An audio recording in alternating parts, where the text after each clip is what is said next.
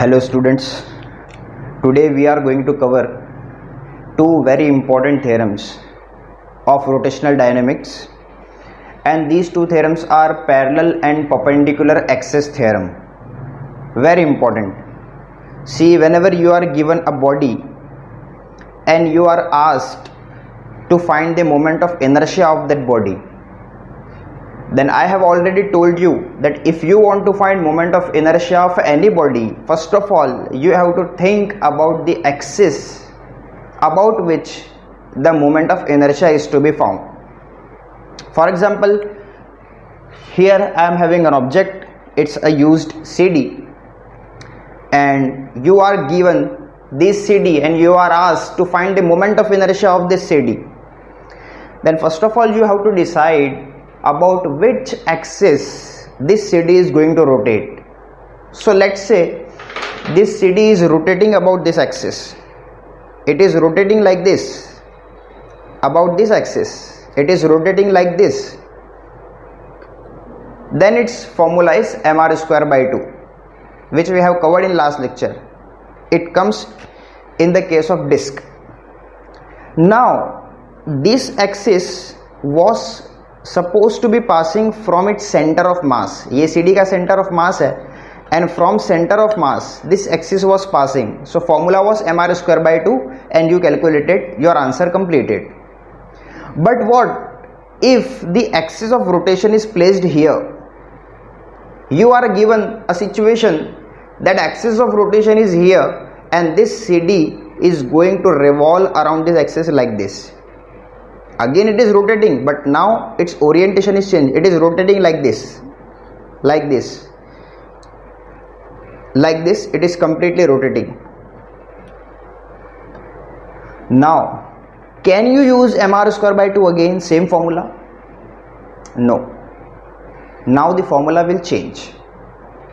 Now again, if you are given the axis here and CD is rotating like this, it is rotating like this. Now can you use mr square by 2 again? No, the formula will change. Now the question is, this type of many combinations are possible. How many formula will you remember? Now at this point of time we have to use two types of theorems, and these theorems are going to help you in finding moment of inertia of body about any axis. Conditions apply, you know the moment of inertia about center of mass. When you are using parallel axis theorem, in that axis theorem we will be using moment of inertia about center of mass, so we have to use that. In perpendicular axis theorem there is no requirement as such. So let's start first theorem. After completing the theorem I will be showing some examples and you can easily digest that. So let us start with a very important theorem, and please make the note of this. I hope you are maintaining your notes from first lecture onwards. This chapter is very much important as far as your board exam are concerned or your competitive exams are concerned. Rotational dynamics, rigid body dynamics, rotational motion, whatever you say, it's very important. So I am starting with perpendicular axis theorem. Now first of all let me show you some example or some illustration so that you can easily come to know that what this kind of theorem is all about. Suppose for example there is a body and this body is a plain laminar body. This body is plain laminar body. Laminar body means the thickness of this body with respect to its width is comparative to very small. For example, take the example of the CD. इसका thickness कितना होगा? It is very small comparative to its lateral dimension or its diameter. So we can say it as a laminar body. Okay. तो this kind of body, इस kind of body से हम लोग deal करेंगे इस theorem में, perpendicular axis theorem में. So your body is plain laminar body. Okay, so you should know कि laminar body क्या होती है. Okay. So let us draw a body, simple body, laminar body. Let us draw a body something like this. It is irregular in shape. It is plain laminar body. Thickness is very small compared to the lateral dimensions. Now let us take three axes. You already know in graph paper, in space we are having three axes, x, y and z. Okay, so let us consider this as our origin. Okay, and one axis will be here like this, another axis will be here like this, perpendicular, and one axis will be here. It will be coming out, it will be perpendicular to these two axes. It will be like this, correct na? But can we draw an axis like this? क्या मैं ऐसा draw कर सकता हूं? No, we are not going to draw like this. So इस particular axis को show करने के लिए किताबों में, बुक्स में आपको मिलेंगे two notations. What people use, some people use cross like this. Cross का मतलब होता है inside. Some people using dot like this. इसका मतलब होता है outside. And in some of the books, and in fact in your textbook, it's given like this. Okay.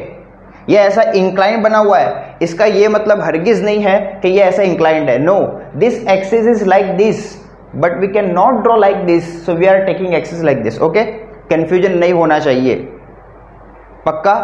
चलो नाम दे देते हैं. Let us take this axis as Z axis, this axis as Y axis and this axis as X axis. इतना clear है? Okay. Now this complete body's mass is, let us say, m. Mass of lamina is, let us say, capital M. But what I am going to do, we will consider that this body has uniform mass distribution. इस body का जो mass distribution है वो uniform है. Uniform mass distribution मैंने last time समझाया था आपको. मास पर यूनिट वॉल्यूम सेम है. अगर इसका मास पर यूनिट वॉल्यूम मतलब mass equally throughout the area distributed है, तो मैं एक छोटा सा मास डीएम यहां पे कंसीडर करने वाला हूं. What I am going to consider is a small mass DM. वैसे तो बॉडी का कैपिटल मास कितना एम है, लेकिन हम लोग क्या यूज करेंगे? छोटा सा मास डीएम. ठीक है? Okay, now you should recall the formula for moment of inertia. अब तक हमने moment of inertia के बारे में जितना डिस्कस किया, आपको फॉर्मूला पता होना चाहिए. हमने सबसे पहला फॉर्मूला यूज किया था, moment of inertia I is summation I is equal to 1 to n mi ri square. Correct? हमने फॉर्मूला यूज किया था moment of inertia I is nothing but mass times radius of gyration का square. Correct? अच्छा, अगर moment of inertia का formula मैं इस तरह से लिखो, I is equal to mass multiplied with this K is what? Distance. So I can write multiplied distance and distance का क्या? Square. So moment of inertia about an axis is equal to mass times distance का square. इतना ठीक है? Okay. Now see here, I am having three axes z, y and x. I will be finding moment of inertia about all three axes. Okay, so let me write, या फिर यहां लिखते हैं, चलो let me write moment of inertia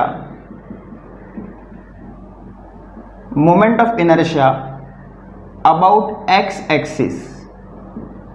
about x axis. अब देखो x axis ये वाली है, this is the x axis. Correct ना? दिस जिसको हमने ऐसा शो किया है.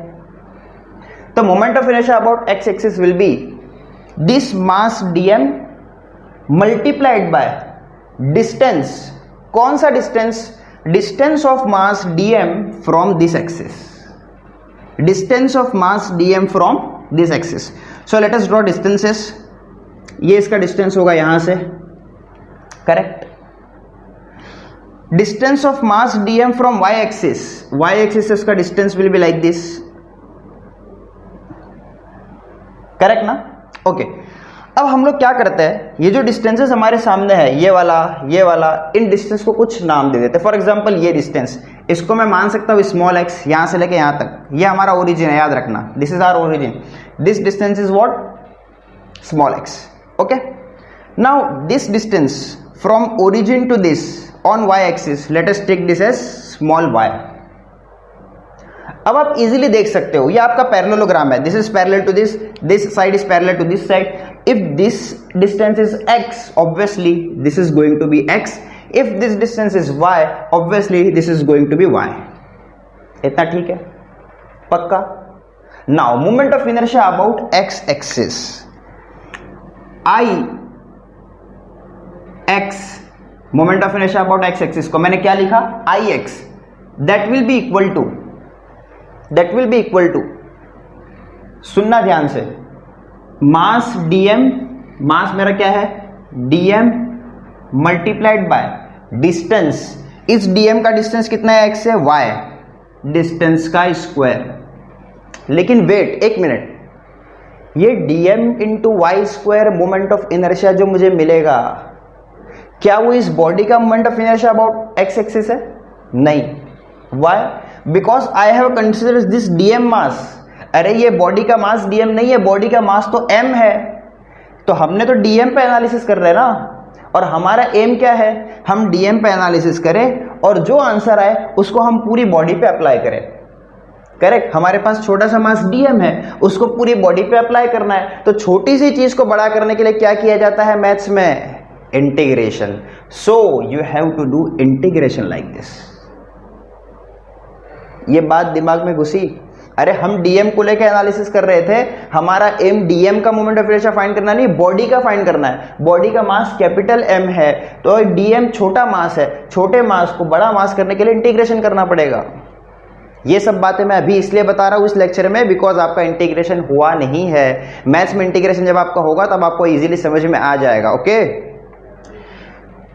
इससे एक बात और समझ में आती है बच्चों, फिजिक्स पढ़ने के लिए थोड़ा मैथ्स आना जरूरी है। मैं बार बार कह रहा हूँ, differentiation, integration, differential equation, limits, calculus वाला पूरा, और उसके बाद आपका वेक्टर्स बहुत इंपॉर्टेंट है। जितना आपको कमांड होगा इन चीजों पे, उतने ही आपको ये सब करने में मजा आएगा। सो कम, ये dm इंटू वाई स्क्वायर को क्या मैं वाई स्क्वायर dm लिख सकता हूं? वाई स्क्वायर को पहले लिख देते, dm को बाद में लिख देते, बिल्कुल कर सकते हैं ऐसा, वाई स्क्वायर dm। उसी तरह moment of inertia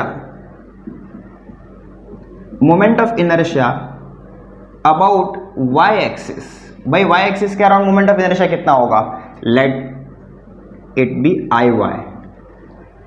again it will be integration of mass into distance का स्क्वायर। मास अपने केस में कितना है, dm, distance of from y axis, distance from y axis कितना है, x, इस पे क्या लगा देंगे, x square. Again dm into x square को क्या हम x स्क्वायर dm लिख सकते हैं, बिल्कुल लिख सकते हैं। सो let us right x square dm। Now moment of inertia about z axis, z axis कौन सी है, ये वाली। Moment of inertia about z axis will be iz integration of mass into distance का स्क्वायर। डिस्टेंस कितना है, z axis से dm कितना दूर है, इस z एक्सिस से dm कितना दूर है, हमने कोई डिस्टेंस अभी लिया नहीं है। So let us take distance as r,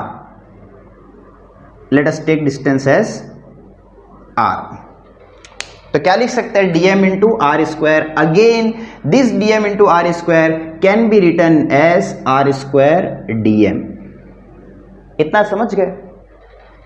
अब यहां आ जाओ, यहां से थोड़ी सी कहानी शुरू होती। क्या कहानी, अगर आप इस ट्राइंगल को ध्यान से देखेंगे, ओ, इसको नाम दे देते कुछ, let us name this so that you can easily understand, O A, और इसको नाम दे देते इस पॉइंट को बी। मैं लिखता नहीं हूं आगे, कॉम्प्लिकेटेड डायग्राम हो जाएगा। ओ ए बी, आप इस ट्राइंगल को ध्यान से देखो, ओ ए बी को देखो, ये डिस्टेंस x इस एक्सिस पर परपेंडिकुलर है, तो अगर ये परपेंडिकुलर, ये 90 डिग्री है, तो क्या ये राइट एंगल ट्रायंगल है? ऑब्वियसली। और राइट एंगल ट्रायंगल में कौन सा थ्योरम लगता है? पाइथागोरस का थ्योरम।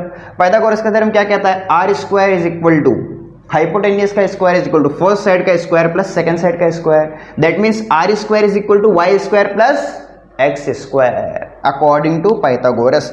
सो आर स्क्वायर की जगह पे हम लिखेंगे X square plus Y square और हमारा डीएम एज इट इज। यहाँ पे रीजन लिखेंगे। रीजन क्या लिखेंगे? Reason will be according to Pythagoras theorem. पूरा लिख लेना आप लोग। R square is equal to X square plus Y square. Bracket को ओपन करते हैं। X square into D M, integration of X square into D M, plus sign बीच में एज इट इज। उसके बाद Y square D M, Y square D M और उसका भी इंटीग्रेशन। अरे ये साइन को कुछ नहीं मैंने सेपरेट किया, एक बार एक्स के साथ एक बार वाई के साथ, और एक्स को मल्टीप्लाई किए डीएम से, वाई स्क्वायर को मल्टीप्लाई किए डीएम से। ऐसा क्यों किए? ध्यान से देखिए। ये एक्स स्क्वायर डीएम इंटीग्रेशन क्या बन गया? एक्स स्क्वायर डीएम इंटीग्रेशन क्या बन गया? Moment of inertia about y axis. Y square dm का इंटीग्रेशन क्या बन गया? Moment of inertia about x axis. Better ये रहेगा, इसको मान लो इक्वेशन नंबर 1, इसको मान लो इक्वेशन नंबर 2, और यहां पे आप लिख लीजिए फ्रॉम 1 एंड 2। लेफ्ट साइड पे क्या चलते हुए रहे? I Z. फाइनली हमें एक फॉर्मूला मिला, I Z is equal to I x plus I y. अरे ये I y plus I x है ना, इसको ऐसा भी तो लिख सकते हो, I Z is equal to I x plus I y. है ना? समझ में आ गया? बस यहां पे आपका परपेंडिकुलर एक्सिस थ्योरम खत्म हो गया। अब ध्यान से सुनना, बोल रहा क्या हूं। इन योर बोर्ड एग्जाम आपको क्वेश्चन आएगा, write the statement of perpendicular axis theorem and derive the expression for it. तो सबसे पहला काम आपको इसका क्या लिखना है? Statement. You have to write its statement. आपका होमवर्क रहेगा, अपनी नोटबुक के अंदर इसका स्टेटमेंट लिखिए। स्टेटमेंट क्या है मैं अभी आपको पढ़ के बता रहा हूं, सुनो। The moment of inertia of a plane laminar body about perpendicular axis to its plane will be equal to the sum of moment of inertia about two mutually perpendicular axes lying inside the plane of lamina. Conditions apply that these three axes are concurrent. नहीं आया? फिर से सुनो एक बार। ये जो मैं बोल रहा हूं ना बच्चों, ये मैंने रटा नहीं है। पहली बात देखो, अगर मैंने रटा होता ना तो मैं जितनी बार स्टेटमेंट बोलता, हर बार मेरा स्टेटमेंट एग्जैक्टली सेम होता। मैंने रटा नहीं है। मैंने क्या किया, ये जो एक्सप्रेशन हमारे सामने है, इस एक्सप्रेशन का यूज करके मैं स्टेटमेंट बना रहा हूं। सबसे पहली चीज क्या है? I z. What is I z? Moment of inertia about z axis. अब ये एकदम दिख रहा है आपको कि moment of inertia about z axis, z axis is perpendicular to plane of the lamina. तो हम ऐसा बोलेंगे, moment of inertia of a plane laminar body about a perpendicular axis to its plane is equal to what? The sum of moment of inertia about two mutually perpendicular axes lying inside the plane of the lamina. इतना हो गया। आगे condition बताना है। Condition क्या? Condition ये है कि these three axes are concurrent. concurrent मतलब they are intersecting each other. यानी ऐसा नहीं होना चाहिए कि कोई बॉडी आपको ऐसा गिवन है और एक एक्सिस यहां पे है, दूसरी आपने यहां लिया, तीसरी यहां लिया। ऐसा नहीं, ऐसा करोगे तो काम नहीं चलेगा। This formula is not valid for this kind of situation. This is only valid when these three axis are intersecting each other at a single common point. So this was all story about perpendicular axis theorem. जरा एक काम करो, screen को pause कीजिए। Pause करने के बाद ये सब कॉपी कीजिए, फिर हम लोग थोड़ा सा आगे बढ़ते हैं। चलो, कॉपी हो गया? हो गया कॉपी? अब मैं आपको थोड़ा सा बता देता हूं इसका एप्लीकेशन के, इसको हम लोग यूज कहां करेंगे। मैं ये सब रब कर रहा हूं, बात सुनेंगे ध्यान से। यहां पे सपोज आपको एक बॉडी गिवन है, suppose you are given an square like this, एक स्क्वायर शेप की बॉडी है और इसका जो साइड का जो डायमेंशन है वो है स्मॉल है, इसके साइड कितनी है, स्मॉल है। और अब ये ए वे में लिख रहा, इसकी जरूरत नहीं है, आप ध्यान में रखें the side of the square is equal to A. मान लेते हैं ये आपका एक्स एक्सिस है, ये आपका वाई एक्सिस है, आपको गिवन है moment of inertia about x axis, मैं लिख देता हूं यहां पे आई एक्स है एम ए स्क्वायर बाई 12, ये फॉर्मूला डायरेक्ट, और आई वाई फॉर्मूले का डेरिवेशन आपको खुद करते आना चाहिए। अभी आप ऑब्वियसली नहीं कर पाओगे क्योंकि मुझे पता है आपका इंटीग्रेशन नहीं हुआ है। मैथ्स में जब इंटीग्रेशन वाला पार्ट हो जाएगा, after that you can easily solve this. वैसे मैंने आपको एक लास्ट लेक्चर में करके दिखाया था, किसका, रिंग का। सेम आपको वही करना है। You have to take a elemental part dm over here, you have to integrate this from 0 to a, या फिर 0 टू a/2 या 0 टू a/2, इस तरह इंटीग्रेट करोगे तो आपको पूरी बॉडी का ये फॉर्मूला मिलेगा ma²/12। एनीवे, उसी तरह आई वाई आपको गिवन है ma²/12। So moment of inertia about this axis is given, you are asked that find moment of inertia about this axis, ये एक्सिस के about moment of inertia find करो। अब क्या करोगे, हम अप्लाई करेंगे ये वाला theorem, because we know that I Z is equal to I x plus I Y. तो I will be writing formula I Z is equal to I x plus I Y. I X कितना, ma²/12, I Y कितना, ma²/12। Make this capital M, body का mass we take it as capital M.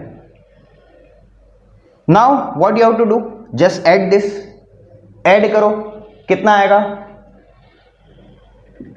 Cross multiply, ma² निकाल लो common, यहां बचा 1/12 plus 1/12, denominator आपका आ गया common, 1 + 1 आपका बन जाएगा 2, 2/12 is 1/6 and your final answer is ma²/6। बहुत टफ है, कुछ भी नहीं है। अरे ऐसा कुछ भी बॉडी दे देगा आपको, अगर आपको बॉडी के अंदर के कंडीशन सप्लाई, ये जो दो एक्सिस जिसके अबाउट मोमेंट ऑफ इनर्शिया पता है वो बॉडी के प्लेन के अंदर होना चाहिए। अगर आपको मोमेंट ऑफ इनर्शिया गिवन है और आपको परपेंडिकुलर एक्सिस पे मोमेंट ऑफ इनर्शिया पूछा है, just apply this formula and get the answer. यही चीज अप्लाई करेंगे रिंग के फॉर्म में, डिस्क के फॉर्म में, सिलेंडर के फॉर्म में, रॉड के फॉर्म में, जहां भी।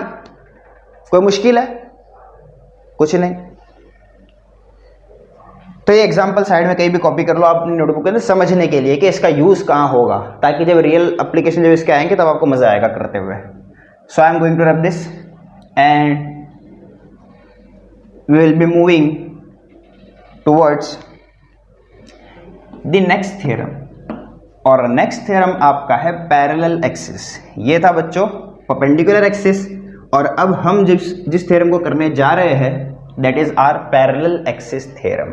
सो हेडिंग डालेंगे सब लोग, क्या हेडिंग डालेंगे, instead of writing perpendicular I am writing directly हुई है पैरेलल, आप सेपरेट हेडिंग डालेंगे parallel axis theorem.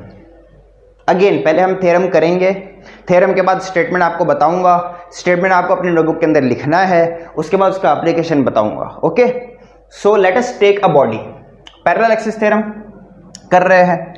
Late us take a body, कैसे बॉडी ले लो, irregular in shape like this.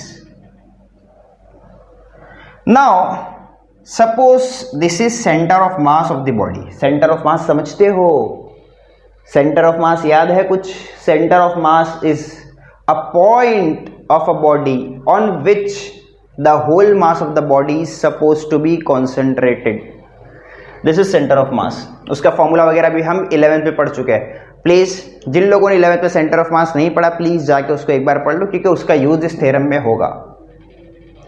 हम लोग फाइंड करते हैं centre of mass m1 r1 plus m2 r2 m3 r3 m4 r4 mn rn divided by capital mass, capital M मतलब total mass of the body, and we used to get center of mass. So this is center of mass. यहाँ हम लोग एक axis ले लेते हैं centre of मास पे, ठीक है। इसी सेंटर ऑफ मास के पैरेलल एक और एक्सिस ले लेते हैं. Let's say this point is C and let us take this point as O and let us have an axis on point O as well. ये हमारा क्या है बच्चों? Point O. ठीक है. Like in the previous case, again here we are going to consider a point and we will be considering that the mass is dm over here. या छोटा मास dm है, इसको लेके इंटीग्रेट करेंगे और पूरी बॉडी का हम लोग और मोमेंट ऑफ इनर्शिया फाइंड करेंगे अबाउट दिस एक्सिस. अभी आप जस्ट इंस्ट्रक्शन फॉलो करते जाओ. Let us take this distance as h. Okay, let us join this. ये हम लोगों ने ज्वाइन किया. ये पूरा हमारा कंस्ट्रक्शन वाला पार्ट था. करेक्ट. हमारा मोटिव क्या है? Motive is to find moment of inertia about this axis IO. मान लेते हैं ये बॉडी का moment of inertia about centre of mass IC है. कितना है? IC. और इसका moment of inertia about O is let us take IO. कितना लेते हैं हम लोग? IO. हमारा मोटिव है IO फाइंड करना in the form of IC. IO find करना है सच दैट उसके फॉर्मूले में कौन आना चाहिए? IC. ये हमारा मोटिव है. We have to find that. Correct ना? Okay okay, let's start. So I will be writing. Let us draw a line like this. We will be doing some mathematics over here. So moment of inertia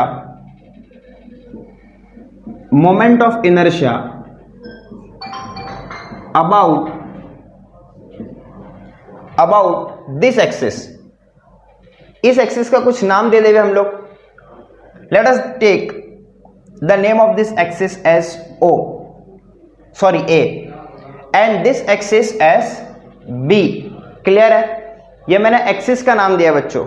what I have done is I have taken the name of the axis ताकि मैं यहां पे लिख सकूं. वरना आप ऐसा भी लिख सकते हो, moment of inertia about an axis passing through O. You can write like this. You can write like this, moment of inertia about an axis passing through O, but I will writing about A. Whatever you like. So moment of inertia about this axis IO is equal to, देखो moment of inertia का formula क्या है? Mass into distance का square. मास कौन सा है हमारे पास? dm मास है. इनटू डिस्टेंस कितना है dm का? यहां से कितना है? Let us take this point as D. तो डिस्टेंस क्या बन गया? OD. तो I be writing OD square. लेकिन अगेन ये मोमेंट ऑफ इनर्शिया ये तो छोटे मास का. ये बॉडी सिर्फ dm से नहीं बनी हुई है, ये बॉडी बनी हुई है m से. इस बॉडी का टोटल मास कितना है? Capital M. This is the mass of the body. So that is why पूरे के लिए हम लोग क्या करते हैं? इंटीग्रेशन. अब अगेन ये dm OD स्क्वायर है. Let us right OD square dm. OD square और dm. ठीक है इतना. नाउ कम, क्या ये OD स्क्वायर को अगर मैं यहां पे कुछ कंस्ट्रक्शन करूं, देखो यहां पे I have constructed two lines like this such that this is perpendicular. Okay, और इस पॉइंट को कुछ नाम दे देते हैं. इसको क्या नाम देवे? ABCDO यूज कर लिए, E नाम दे देते हैं. या लेट अस टेक P ले लो. ठीक है, कोई दिक्कत है? या कुछ और ले लो. अरे नाम में क्या रखा है? आपकी टेक्स्ट बुक में वैसे N यूज किया आई थिंक. तो वट एवर इट इज आप N यूज कर लेना. चलो N यूज कर लेते हैं. ना आप बोलोगे सर ये पता नहीं कहां से पढ़ा रहे हो आप. ओके, सी हियर, ये जो OD स्क्वायर है according to Pythagoras, OD square is equal to ON square plus ND square. हाया ना? अभी पिछले थ्योरम में पाइथागोरस यूज किए. OD square is equal to ON square plus ND square. So instead of writing OD I am writing ON plus ND square. और यहां पे मेरा DM as it is copy. ठीक है. Again you can see ON is combination of OC and CN. So instead of writing ON की जगह पे क्या मैं पुट कर सकता हूं, OC plus CN, correct. So ON की जगह मैंने रखा OC प्लस CN। अब ON पे स्क्वायर लगा हुआ है तो यहां पे भी हम लोग क्या डाल देंगे, होल स्क्वायर प्लस हमारा ND square as it is और फिर बाहर DM एज इट इज। समझ में आया? अरे ON की जगह उसकी वैल्यू रखे, ND को एज इट इज कॉपी किए, DM को वापस यहाँ पे रख दिए। Now you can see A plus B the whole square, A plus B the whole square is A square plus 2AB plus B square plus ये वाला term as it is copy और बाहर हमारा DM as it is copy, integration का sign as it is. This is all about mathematics, this is not physics. Physics तो यहीं पे खत्म हो गया था, यहीं पे फिजिक्स खत्म। इंटीग्रेशन OD स्क्वायर DM करो, खत्म, आपको पूरा मिल जाएगा। This is all about mathematics. So please मैं बार बार एक ही चीज को रिपीट कर रहा हूं, थोड़ा सा मैथ्स में अपना ग्रिप रखो। अब आ जाते हैं यहां पे, you can C CN square plus ND square, CN square plus ND square, क्या उसकी जगह पे CD स्क्वायर लिखा जा सकता है? अगेन पाइथागोरस, क्या बोलना चाह रहे हैं हम, this CN square plus ND square उसकी जगह पे लिख सकते हैं हम CD square. Pythagoras, CD square equal to CN square plus ND square, हाँ या ना? So let us write that integration of OC square plus 2OC into CN plus CD square और यहां पे बाहर क्या आ जाएगा, DM। अब DM को सबके साथ सेपरेट सेपरेट लिखते हैं हम, चलिए। तो integration of OC square DM plus integration of, इसको लिखते हैं पहले CD square DM, CD square DM लिखते हैं हम लोग, CD square and DM, correct है। उसके बाद हम लोग लिखते हैं प्लस इंटीग्रेशन ऑफ, सुनो, जो टर्म कांस्टेंट होता है उसका इंटीग्रेशन नहीं होता, वो इंटीग्रेशन के बाहर आएगा, ओके। तो यहां मेरे पास 2 कांस्टेंट है तो 2 को हम बाहर ले लेते हैं और ब्रैकेट में हम लोग लिखेंगे integration of OC into CN into DM, ठीक है। वो अलग बात है, हमारा जो OC है वो भी कांस्टेंट है, लेकिन हम नेक्स्ट स्टेप में उसकी वैल्यू रखेंगे तब हम लोग उसको ले लेंगे। चलिए अब सबकी जगह सबका वैल्यू रखो। OC स्क्वायर, देखो बच्चों OC को मैंने क्या माना था, H, OC को क्या माना था हमने, H। तो यहां पे आप लिख सकते हो इंटीग्रेशन ऑफ, क्या ये H बदलेगा या कांस्टेंट है, डिस्टेंस बिटवीन 2 एक्सिस कांस्टेंट है, तो हम बाहर ले लेते हैं OC स्क्वायर को और बाहर लोगे OC स्क्वायर को, लेकिन OC स्क्वायर को माना गया है H, इसीलिए आप यहां पे लिखेंगे H स्क्वायर और अंडर क्या बचा, DM। इतना समझ गए आप? ओके। CD स्क्वायर DM, बच्चों ध्यान से देखना, CD square DM, what is that, what is CD square DM? It is the moment of inertia about C, it is the moment of inertia about centre of मास। मैं यहां पे लिख देता हूं साइड में आपके इजी होने के लिए, मोमेंट ऑफ इनर्शिया,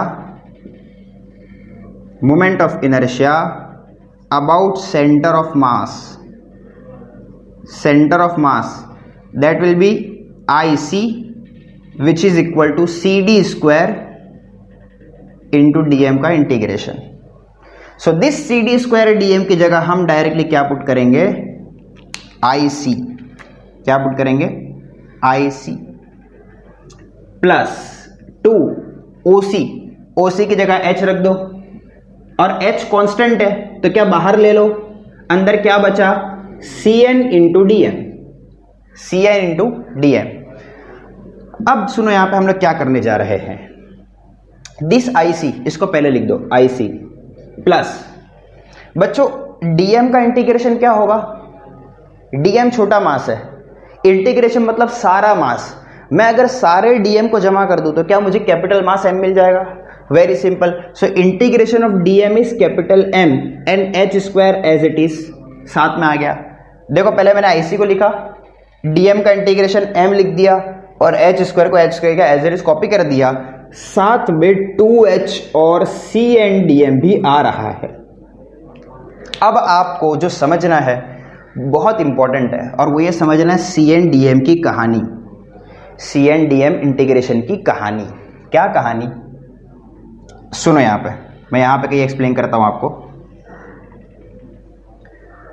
बात यह है कि integration of CNDM is equal to 0।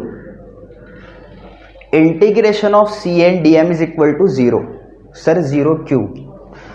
थोड़ा पीछे जाओ 11th स्टैंडर्ड में और जाके सेंटर ऑफ मास को रिवाइज करो। हमने सेंटर ऑफ मास में पढ़ा हुआ है कि the moment of masses about the centre of mass is always equal to 0। अरे ये जो CN है, ये C क्या है आपका? Centre of mass. मतलब हमने डिस्टेंस कहां से लिया है? We have taken the distance from centre of mass only. और सेंटर ऑफ मास से अगर मैं डिस्टेंस लूं और उसको जमा करूं, यानी एक मास m, दूसरा मास m2, m3, m4, m5, m6, तो अगर मैं सारे मासेस को लूं और सारे मास का मोमेंट ऑफ मास फाइंड करूं, यानी सेंटर ऑफ मास फाइंड करूं, तो मुझे यही पॉइंट मिलेगा ना। अरे I will be getting this point only, and this point we have considered it as an origin, और ओरिजिन का कोऑर्डिनेट होता है 0, and that is why integration of CNDM is 0। इसको थोड़ा समझना पड़ेगा। कैसे? अगर आपको सेंटर ऑफ मास याद है तो प्लीज, अगर मैं रिक्वेस्ट करूंगा जिन्होंने सेंटर ऑफ मास नहीं पढ़ा हुआ है प्लीज, या अगर पढ़ा भी हुआ है भूल गए हो आप, तो जाके एक बार रिवाइज कर दो। बाय द वे इतना याद रखना काफी है, the sum of moment of masses about the centre of mass is 0। इसको और भी समझाने के बहुत सारे तरीके हैं। यानी मैं क्या कर सकता हूं? मैं ऐसा लिख सकता हूं, integration of CNDM divide by m multiplied by m। Now this all term, ये वाला टर्म मेरा बन जाएगा 0, m into 0, final answer is 0। There are many methods to make you understand, but again one thing comes, you should know that what is center of mass and what are the expressions to find that।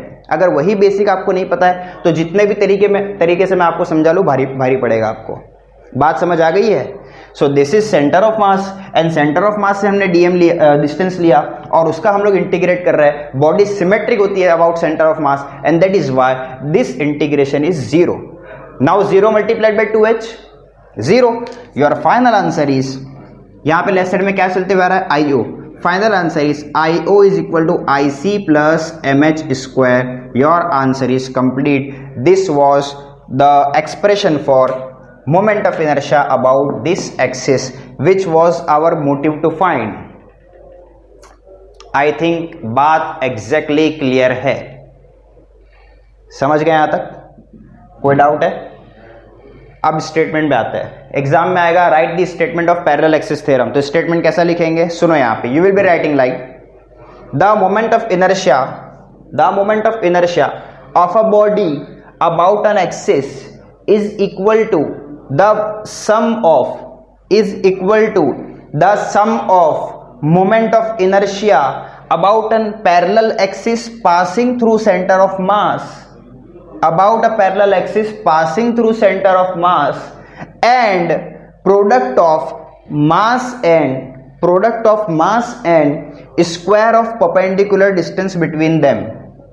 फिर से एक बार सुन लो, the moment of, मैंने रटा नहीं है, फिर से एक बार बोल देता हूं, मैंने रटा नहीं है। मैंने क्या किया? मैंने इस एक्सप्रेशन को देखा और स्टेटमेंट बना दिया। कैसे? The moment of inertia of a body about an axis is equal to the sum of moment of inertia of a body about an axis passing through centre of mass, about a parallel axis passing through centre of mass, and product of mass of the body and square of the distance between two axes। This is all about statement। Statement आपके text book के अंदर भी है, वहां से भी आप लिख सकते हो। So first of all you have to write statement, after that you have to derive this expression. So screen को पॉज करो, स्टेटमेंट लिखो, एक्सप्रेशन को डिराइव करो, और फिर मैं भी आपको बताता हूं एक एप्लीकेशन के कहां पे इसको हम अप्लाई करेंगे।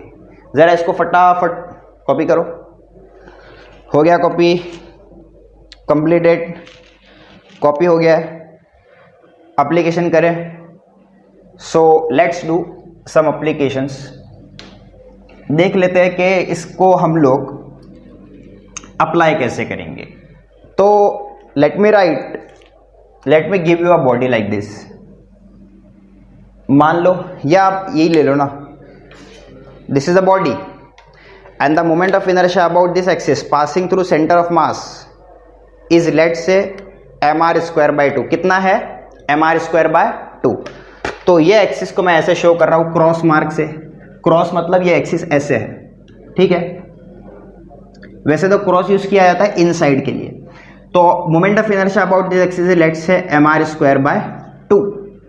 आपको बोला गया कि फाइंड कीजिए moment of inertia about this axis, यानी ये CD ऐसे घूम रही है इस एक्सिस के अराउंड में, ऐसे ऐसे ऐसे ऐसे. Are you getting me? It is revolving like this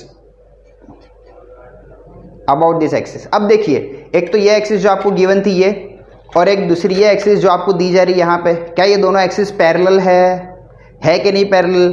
तो हम लोग पैरेलल एक्सिस थ्योरम यूज कर सकते हैं. बिल्कुल सर यूज कर सकते हैं. पैरेलल एक्सिस थ्योरम कहता है कि मोमेंट ऑफ इनर्शिया आपको जिस एक्सिस के अराउंड फाइंड करना है. लेट्स से मेरा O है, मुझे इसके around moment of inertia find करना है.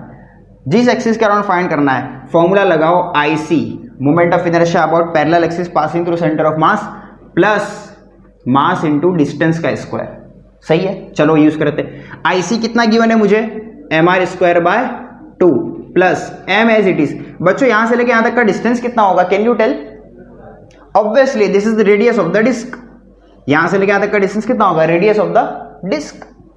तो h की जगह मैंने क्या लिख दिया? r square. mr square by 2 plus mr square कितना हो गया? 3 बाय 2 mr square.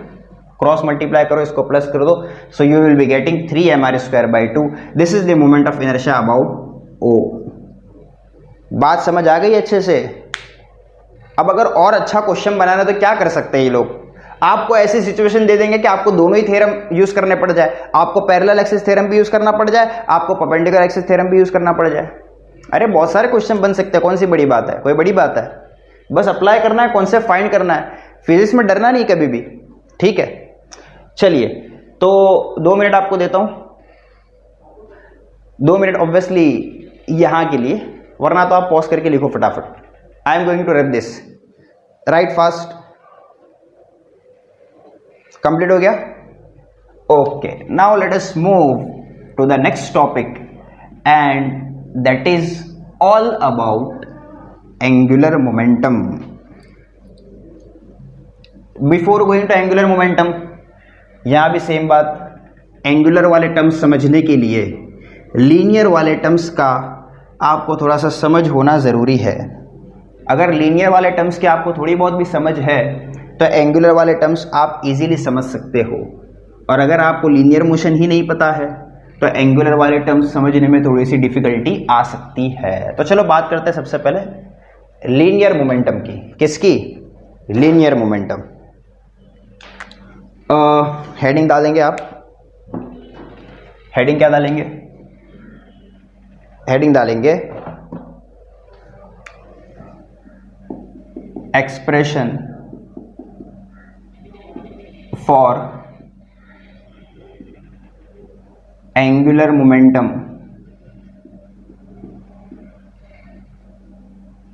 Of a body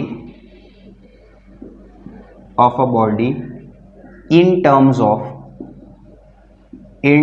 of moment of inertia. Angular momentum body का फाइंड करना है मोमेंट ऑफ इनर्शिया के फॉर्म में. मतलब मैं आपको डायरेक्ट बता दूं बच्चों, आपको जो चीज डिराइव करना है वो ये डिराइव करना है कि angular momentum L is equal to I omega. ये आपको डिराइव करना है. क्या डिराइव करना है? L equal to I omega. लेकिन पहले ये समझते भैया ये एंगुलर मोमेंटम है क्या. So let us understand, but before going to the angular momentum, the first thing which you have to understand is linear momentum. देखो, linear momentum मैं आपको समझाता हूँ. जब भी कोई बॉडी मोशन में होती है, if it is going in motion, if it is in the motion, then there is a property called as linear momentum which a body must have. एक बॉडी अगर मोशन में है तो उसके पास एक प्रॉपर्टी होती है. क्या नाम है उसका? Linear momentum. अच्छा, वैसे लीनियर मोमेंटम का फॉर्मूला मैं लिखूं तो फॉर्मूला बनेगा mass into velocity. P is equal to mv, mass into velocity. This is formula for linear momentum. लेकिन सर ये लीनियर मोमेंटम होता क्या है? सुनो क्या होता है. मान लेते एक रॉकेट है और इस रॉकेट के अंदर भरा हुआ है बहुत सारा फ्यूल टन्स के फॉर्म में. टन्स के फैक्टर में इसके अंदर फ्यूल भरा हुआ है। अब हमने यहाँ पे इसको बर्न किया गैसेस को और रॉकेट जा रही है ऊपर। जैसे जैसे रॉकेट ऊपर जाएगी इसके अंदर जो फ्यूल भरा हुआ है उसका मास कम होता रहेगा। It will keep on decreasing, keep on decreasing, keep on decreasing. होगा क्या, जब ये मोशन में आ गई तो मोशन में आने की वजह से बच्चों इसके पास एक प्रॉपर्टी आ गई जिसका नाम है लीनियर मोमेंटम। मैं अभी लीनियर टर्म नहीं यूज करता, इसके पास क्या आ गया, मोमेंटम। अब फ्यूल कम हो रहा है तो फ्यूल कम होने से इसका मास भी कम हो रहा है। अरे इसका टोटल मास कितना होगा, मान लेते हैं m।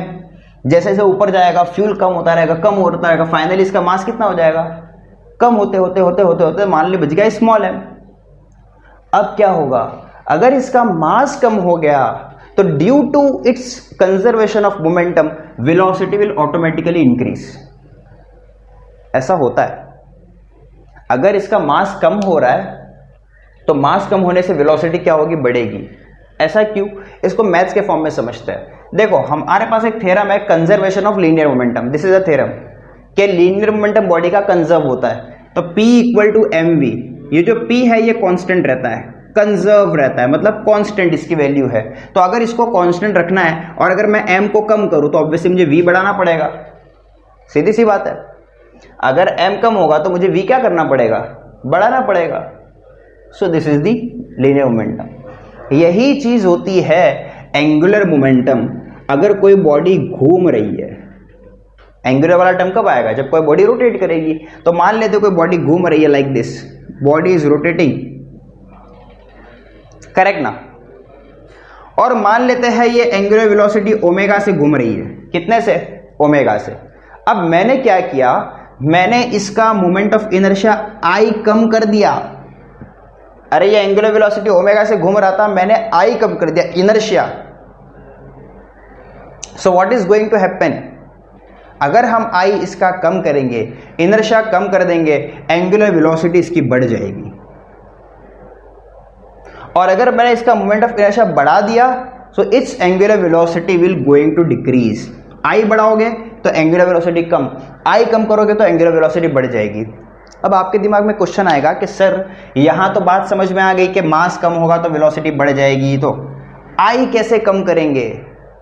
अरे आई कैसे कम होगा, मैं आपको एक छोटा सा डेमोन्स्ट्रेशन, तो अभी मेरे पास चीज़ें नहीं है कि मैं आपको करके दिखाऊं, लेकिन मैं आपको बता देता हूं। सपोज एक टेबल है जो फ्रीली घूम सकता है, रोटेट हो सकता है, इसको हम लोग बोलते हैं टर्न टेबल, जिसमें आप खड़े होकर इजीली घूम सकते हो, यानी वो टेबल का जो सरफेस है इट कैन इजीली रोटेट। आप क्या करो, आप अपने दोनों हाथों में डंबल ले लो, just take dumbbells in your two hands. Let me show you something that you can easily understand. Now see here, I am having two dumbbells in my hands. There are two dumbbells and let us consider that I am standing on a turntable. यानी वो table ऐसा है कि मैं उस table पे घूम सकता हूँ easily, यानी मैं नहीं घूम सकता, वो टेबल का जो सरफेस है it can rotate. Now just take these two dumbbells in your hand and hold like this. Dumbbell को आप ऐसे पकड़ो और आपका कोई फ्रेंड वगैरह होगा, उसको आप बोलो क्या वो आपको घुमाए, यानी आप टेबल पे खड़े हो गए, डंबल्स आपके हाथ में है और आपके फ्रेंड को बोलो कि वो आपको घुमाए। तो जब आपका फ्रेंड आपको घुमाएगा तो obviously you will be rotating with some angular velocity omega, correct ना। Now what you do is, आपके हाथ ऐसे थे, आप अपने हैंड्स को अंदर ले लो ऐसे। ऐसा करने से क्या हुआ पता है, आपका आई कम हो गया बच्चों, योर इनर्शिया डिक्रीज्ड। हाउ, समझते हैं यहां पे, सुनो। आपने फॉर्मूला पढ़ा है that moment of inertia I is nothing but mass into distance का स्क्वायर। अब दोनों डंबल का मास मेरे हाथ में है तो मास ऑफ डंबल तो मैं चेंज नहीं कर सकता, मैं डिस्टेंस कम कर सकता हूं। मैं खुद एक्सिस ऑफ रोटेशन हूं और मैंने उसका डंबल को अपने एक्सिस के करीब लाकर मैंने डिस्टेंस कम कर दिया। डिस्टेंस कम कर दिया तो मेरा इनर्शिया कम हो गया। Now since moment of inertia decreases according to law of conservation of angular momentum, angular velocity increases. आप देखेंगे कि जब मैं इसको ऐसा करीब लाऊंगा और मेरा इनर्शिया कम होगा, मेरी जो घूमने की स्पीड है वो ऑटोमेटिकली बढ़ जाएगी विदाउट पुशिंग। यस, फिर से एक बार समझ लो। आप टर्न टेबल पे खड़े हो गए, दोनों हाथ में आपने डंबल लिया, आपको बाहर किसी ने घुमाया एंगुलर वेलोसिटी ओमेगा से, आप घूमने लगे, मान लेते हैं 2 रेडियन पर सेकंड से, आपने अपने हाथ को अंदर ले लिया, तो आप देखेंगे आपकी वेलोसिटी ऑटोमेटिक बढ़ जाएगी। वाई? बिकॉज आपका इनर्शिया कम हो गया। इनर्शिया की कमी को मेंटेन करने के लिए ओमेगा बढ़ जाएगा। उसी तरह फिर से आप अपने हाथ को बाहर ले लो, अब क्या होगा? जैसे आपने अपने हाथ को बाहर लिया, your moment of inertia I is increased, and since I is increased, so to balance this increment angular velocity omega will decrease। Clear है इतना? तो ये सब हम लोगों ने क्यों किया इतना सारा? बिकॉज हमें आपको समझाना था कि ये एंगुलर मोमेंटम होता क्या है। तो ये this is because of conservation of angular momentum. Angular momentum हमेशा अपने आप को कांस्टेंट रखना चाहेगा, कंजर्व रखना चाहेगा। अगर कोई क्वांटिटी कम होती है तो उसको बैलेंस करने के लिए वो दूसरी क्वांटिटी को बढ़ा देगा ताकि खुद एंगुलर मोमेंटम कंजर्व रहे। तो अब हम फाइंड करने जा रहे हैं angular momentum of a rotating body. लेकिन उसके पहले कुछ बेसिक्स आपको पता होने चाहिए। वो बेसिक में पहली चीज है linear velocity v is equal to r omega. ये आपके लिए नया नहीं है, आप जानते हो ना? ओके। उसके बाद linear momentum momentum p is mass into velocity, ये ऑलरेडी नो। एक फॉर्मूला एंगुलर मोमेंटम का और है, angular momentum L is equal to r cross p। Angular momentum L is equal to r cross p। इसको आप लिख सकते हो L is equal to r p sine theta. Sir sine theta कहां से आया? बीच में क्रॉस साइन है इसलिए साइन थीटा आया। You can write are p sine theta.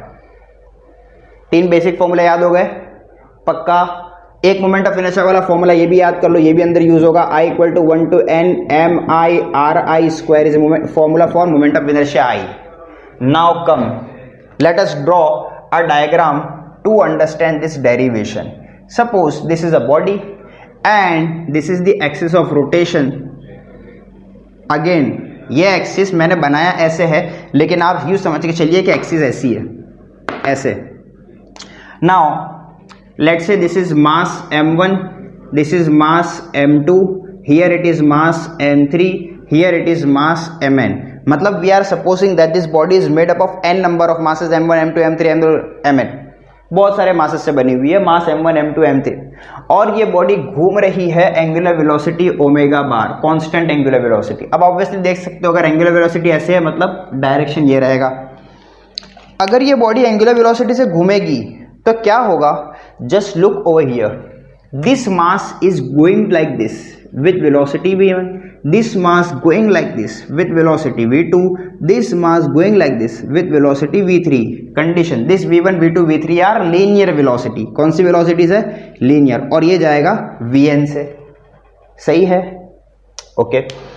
सो आप यहां पे लिखेंगे consider a body which is rotating with angular velocity omega bar made up of n number of masses m1 m2 m3 and these masses m1 m2 m3 are at a distance of r1 r2 r3 and rn from the axis of rotation। ये लिखना जरूरी है। Now come over here, क्या करना है इसमें? आपको लिखना है, क्या लिखना है? सुनो यहां पे, the linear velocities of masses v1 is equal to r1 into omega. अरे v equal to r omega, ये फॉर्मूला यूज किया तो v1 equal to r1 omega. Omega के साथ 1 क्यों नहीं लगा? क्योंकि ओमेगा सबका कांस्टेंट है। उसके बाद v2 is equal to r2 omega, v3 is equal to r3 omega, up to vn is equal to rn omega. v का काम खत्म। अब फाइंड करते p। The linear momentum of masses या पार्टिकल लिख सकते हो आप, p1 is equal to mass into velocity m1 v1। m1 को तो एज इट इज रखो, v1 की जगह क्या रख सकते हैं हम? r1 omega.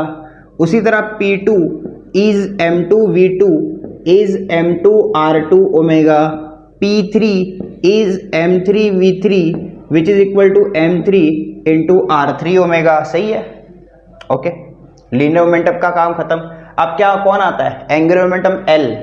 L is equal to what? rp sin theta, correct. Now the angular momentum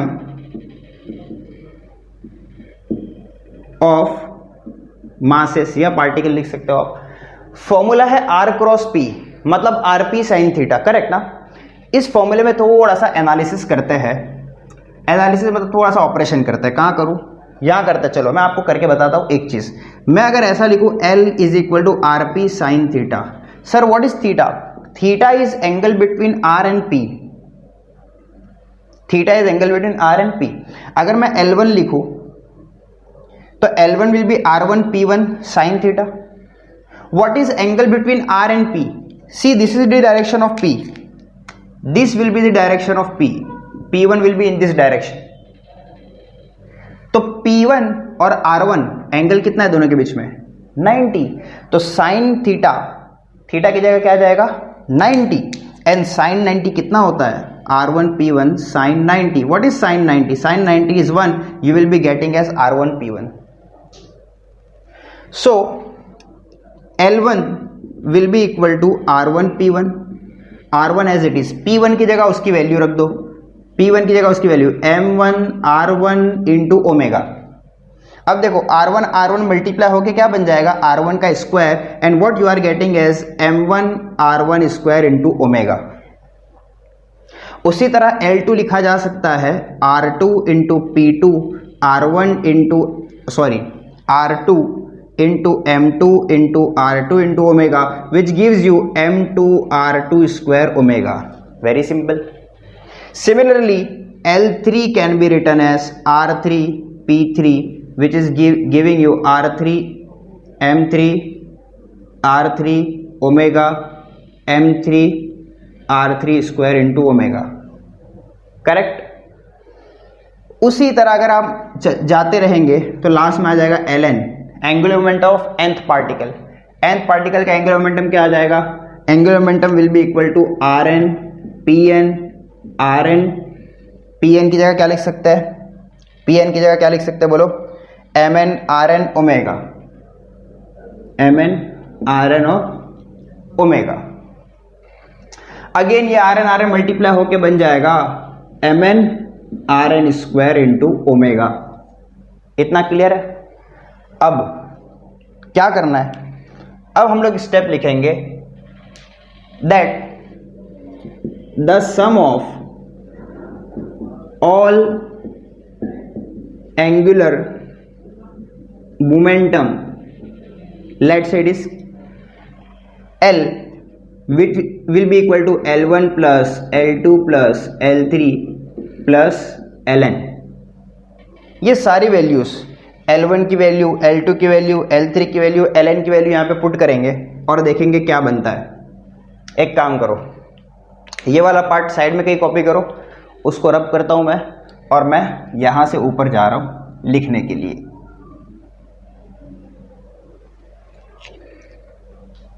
तो I am going to put all the values।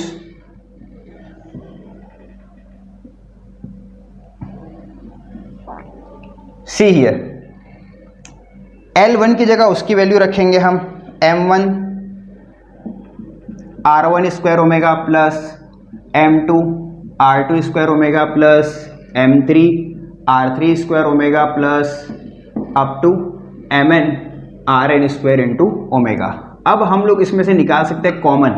देखो ये जो ओमेगा ओमेगा ओमेगा ओमेगा है, ये सब में से क्या कॉमन आ सकता है? तो क्या बचेगा? M1 R1 square, M1 R1 square plus M2 R2 square plus M3 R3 square up to Mn Rn square. ये ब्रैकेट में लिखो, ओमेगा को बाहर कांस्टेंट लिख लो।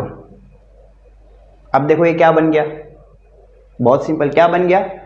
ये बन गया submission I equal to 1 to n mi ri square. हम कर चुके इससे पहले। ब्रैकेट वाला टर्म ये बन गया, बाहर ओमेगा एज इट इज, और इसको हम लोग क्या बोलते हैं? Moment of inertia. This is my I, this is omega. Left side में क्या चलते हुए आ रहा है? L so L is equal to I omega, खत्म। Angular momentum L is equal to I omega, again ये वेक्टर क्वांटिटी है, L पे और ओमेगा पे बाहर आ जाएगा, moment of inertia tensor quantity है। So this is the formula for angular momentum. हमारा क्या मोटिव था? Expression for angular momentum of a body in terms of moment of inertia find कर लिया हमने। Expression for angular momentum of body in terms of moment of inertia, L is equal to I omega. बहुत important formula, याद रखना आप, conservation of angular momentum हमेशा काम आएगा न्यूमेरिकल करते हुए। तो आज के लेक्चर में हमने जो पढ़ा है उसको थोड़ा सा समराइज कर लेते हैं। व्हाट वी हैव स्टडीड, पहले एक काम करो, पॉज करो स्क्रीन को पॉज करो और इतना पार्ट कॉपी करो, फिर हम लोग आगे बढ़ते हैं।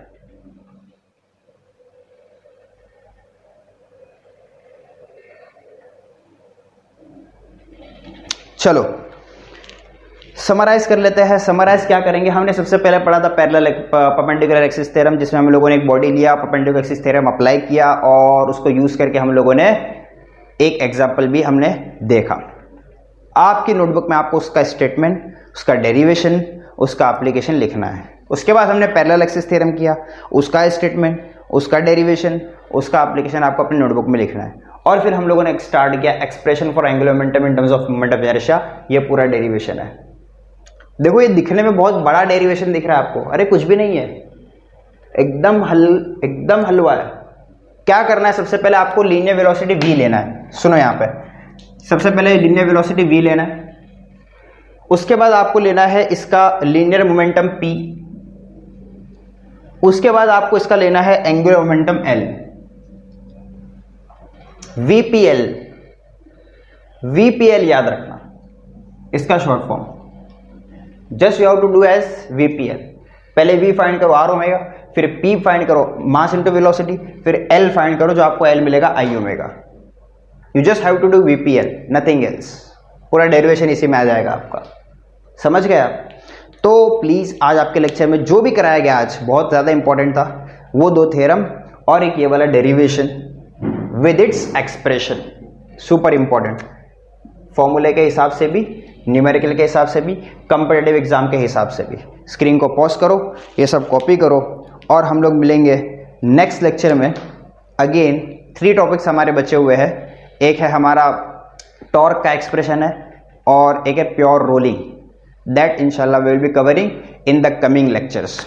सो आज के लेक्चर में इतना बस, इसको एंजॉय करो। हम मिलते हैं अगले लेक्चर में किसी एक और मज़ेदार टॉपिक के साथ। तब तक के लिए take care, please study, bye bye.